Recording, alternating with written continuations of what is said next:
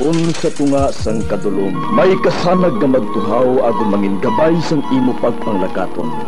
Ini bala pagbuot sang kahitaasan, ukon natabuan lang. May maligno gidayhan? Kung ang isa kapatay hinali nga mabuhi, makasiling ka pala nga ini isa ka milagro o kung kahimuan sang siyensya. May impyerno gidayhan? Ini nga pala mangkutanon, pagasabton sa sili nga palatuntunan. Mga misteryo sang kabuhi, mga misteryo sang kabuhi, kasaysayan nga hindi mapatiyan, apang nagakatabo. Kung kamo may kasaysayan nga daw hindi ginaandan, ipadala lang diri sa atong palatuntunan. Mga misteryo sang kabuhi, DYWB Bombo Radio, Mandalagan, Siyudad sang Bacolod, kag inaamon pagatagan sang kabuhi diri sa Mga Misteryo sang Kabuhi.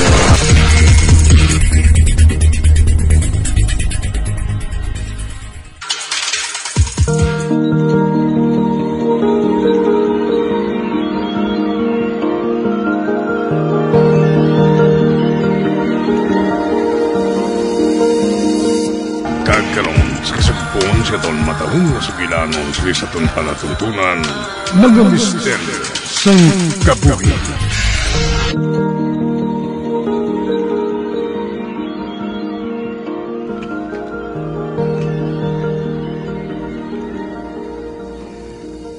Jacob, ano pala natabo? Nakita mo naman siguro, attorney. Nainlove nga ako na may kagusto niya nga pangasawon ang imo anak. Oh, hala. Gusto mo ba lang nga makaangkon sang umagan nga tigulang pa sang sa imo, attorney? Ano ba lang buhaton ko? Ipakasal si Liza sa akon. Asap.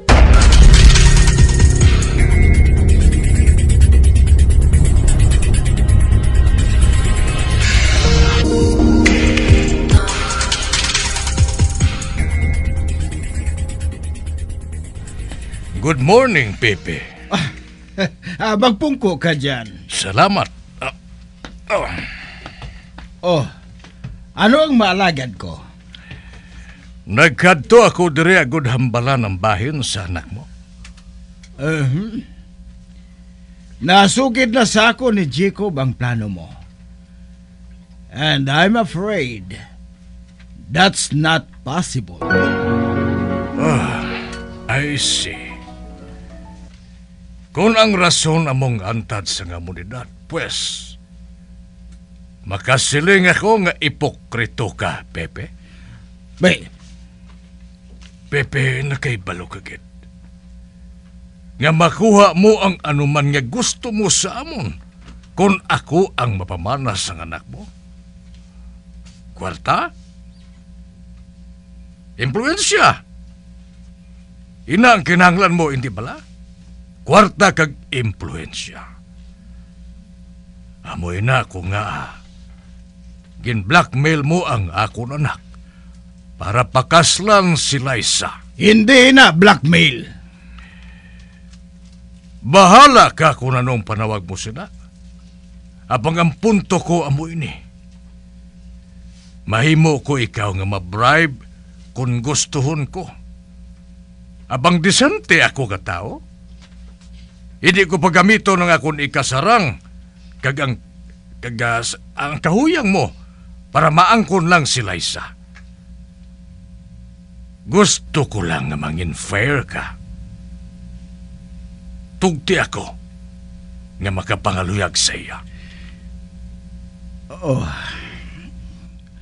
Ginakasubo ko sa pagsiling nga hindi ko mapasugtan nina. Amo pala. Kuna mo, ikaw ang pinakamalain nga amay sa ibabaw sang duta, Pepe. Mahatag ko sa anak mo ang hindi masarangan nga ihatag sang akong anak. Ano ina? Ginahigugma ko siya. Habang si Jacob, wala nagahigugma sa iya. Nagatuman lang siya sa isa kakasugtanan. Isa pa nahadlok siya nga kung makasal na kami ni Liza, makadto sa inyo ang pagkontrol sa ngamon kabuhian. May kaugalingon siya nga plano matapos niya nga mapakasal si Liza. Please, don't get me wrong, Pepe. Palangga ko ang akong anak. Kag nahangpan ko siya, hindi ko lang masarangan nga batunon nga mangin miserable ang kabuhi ni Liza sa luyo ni Jacob. Gani paminsara ina sa mayo, Pepe. Paminsara. Bah. Oh. Pinakamalain na amay. Oh. Sangsano lang bala ako naging maayong amay sa akong anak. Nagdako ang akong anak nga wala ko man lang gani matutukan. Halos ang ugangan ko na ang nagtatap sa iya.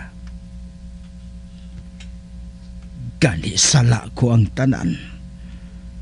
Kung nga na-impluensyahan si Liza, nilula niya. Dapat kong tani. Ara ako sa mga tinion nga kinahanglan niya ang pagpalangga sang isa ka amay. Apang wala. Kag nakahipalo ako nga masubo ang akong anak. Kag wala siya sang iban nga mapalapitan, kundi si lula niya. Kag sang nagdalaga na siya, hinali ko na lang nga ginpahilabtan ang kabuhi niya. Kag ina tungod sa kwarta. Nag-impluensya. Kung mangin kabahe na siya sang pamilya ni John, maayo ang iya kaimtangan. Oh, Liza, anak, patawara ako. Patawara ako, anak. Subunggid, taugan ko si Jacob.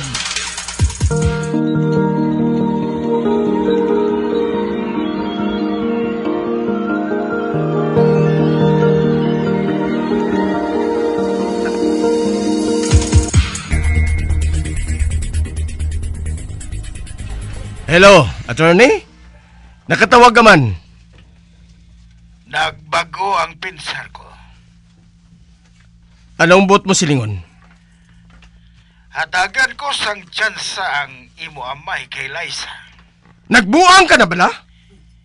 Ginahigugman niya ang akong anak. Imposible, ina. Infatuation lang ang ginabatyag niya. Palangga ko ang akong anak, Jacob. Gani kalimti na lang ang aton kinkasugtan. Pero hindi ka magkabalaka. Ako gihapon ang mauyat sang kaso mo. Bato kay Aluna. Pabayin na lang ang akong anak. Kabuangan!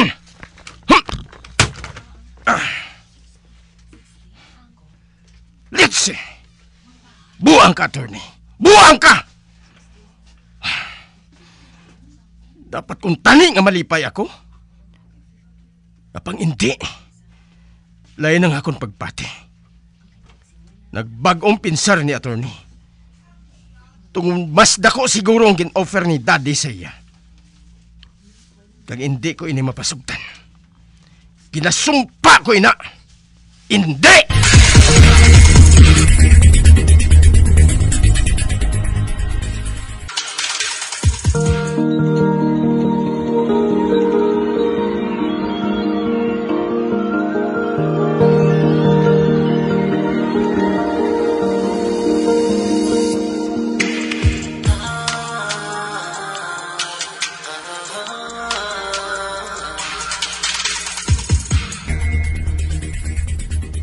May good news ako.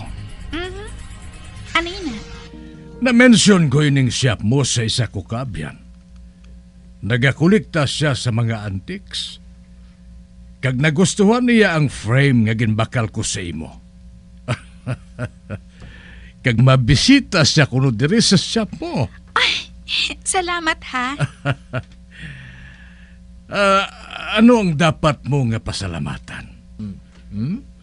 Ka mga tahom sang imong mga koleksyon diri. Oh, thank you for being a good friend, John. Ginuyata naman niyang kamot ko. Liza, gusto ko nga ara ako sa imo sa tanan nga tiyon. Aga pagaling nagpangaluya ka na, Dad? Bay. Sangsan o ka pa nang ininsik? Kag ikaw man, nga aga ka man dre. Insik ka man siguro, ay no? Jacob, kari ka. Magpungko ka diri, oh. Liza, ako nang makwat sang bangkito ngayon na. Uy, hungod niya ginuyata ng kamot ko. Pangilayan pa niya ako. Iho, magpungko ka na.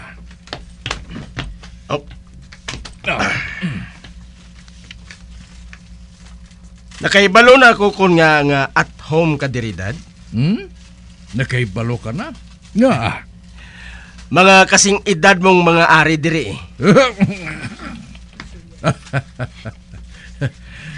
Liza, nabatian mo ang panghambal sang manunubli ko? Ha? Ina. Ipanubli ko siyang tanan ko nga kwarta. Nagalahog lang si Jacob, John. May kadtuan bala ka mo? Agaron ko man lang si Liza nga magwa. Ugaling nag-abot ka eh. Hagaron ko man siya eh. And I guess, it's my turn. Si Liza makadesisyon sina Jacob? So, anong decision mo, sweetheart? Mag-jack and poy na lang ka mo, ah. Okay. Buhato nato ni na, Jacob. Sure. 1, 2, 3. Gunting ako. Kagbato ako. Pierde ka, Dad. Okay. Good sport ako.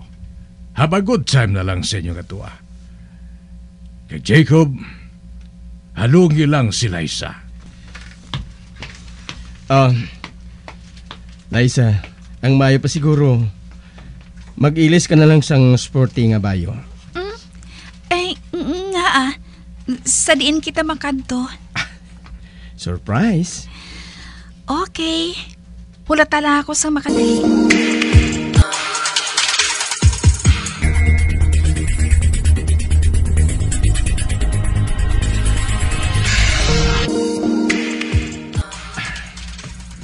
Wala kagit bala sang plano nga magsuksok sang lain nga kolor? Wala. Amoy ng paborito ko nga kolor eh. Well, kung hindi ka makasaho, hindi na lang kita magpadayon sa katuan nato. No. Nagapamangkot lang ako. So, let's go.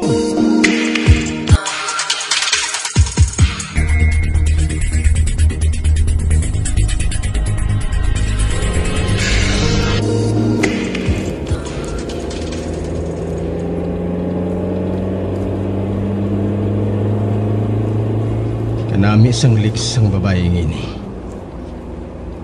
Kag mapalaro na nga ako na may kung mapahigugman niya si Liza. Hindi ko gustong ideya nga ang mga paangay ni amo ang matanday kay Daddy.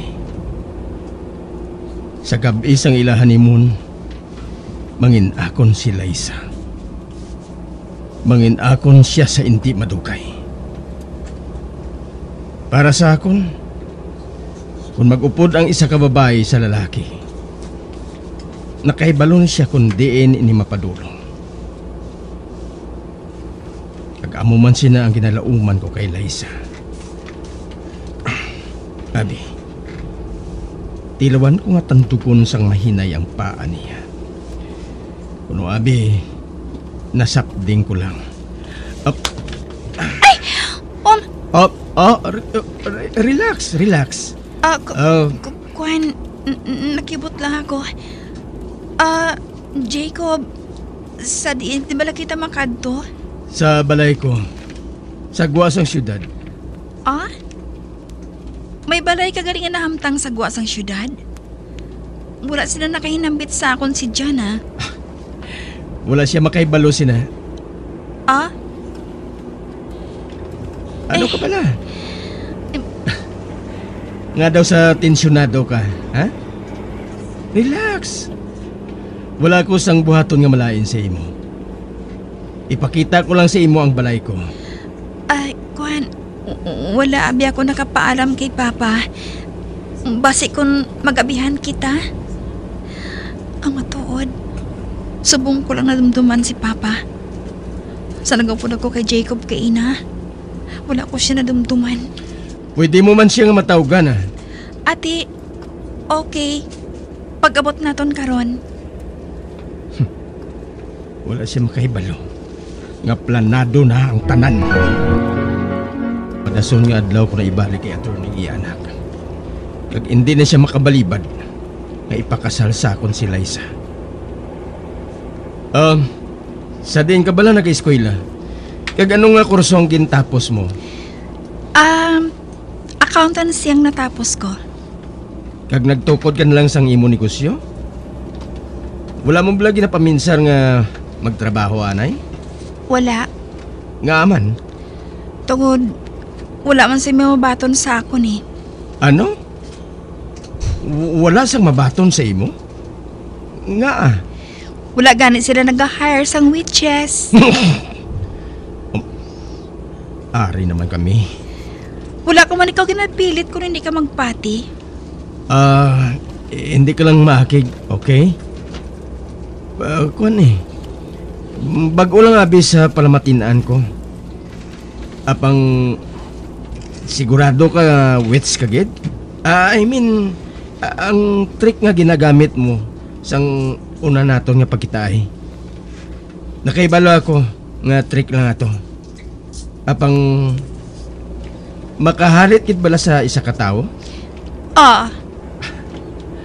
Ote, sa din ang silhig mo.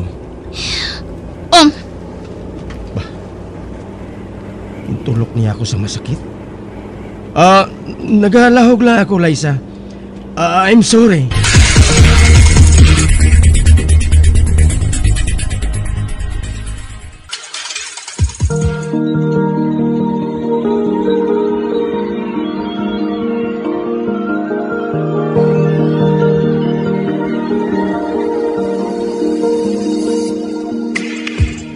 Magabian sa dagrinyo sa pagkumati ang batahumong sumukon sa itong sugilanon sa itong palatuntunan. Mga misteryo sa kabuhi. Bombo Radio Philippines. Patuloy na #1 sa drama. Fast pa Radio! Bombo!